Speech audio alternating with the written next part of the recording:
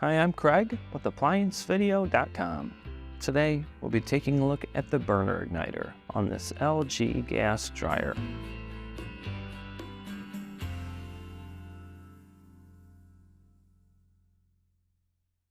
Stop. Before beginning any repair, always be sure to disconnect the power to the appliance.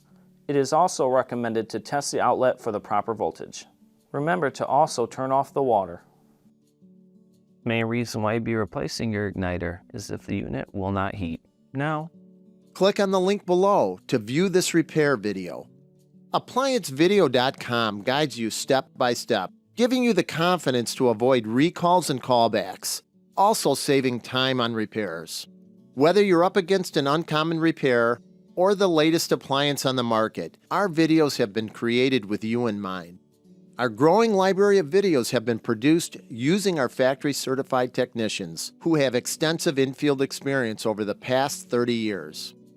ApplianceVideo.com provides high-quality repair videos that anyone can follow, regardless of their skill level. We are here to help. Click on the link below to view this repair video and let us help you do it right the first time.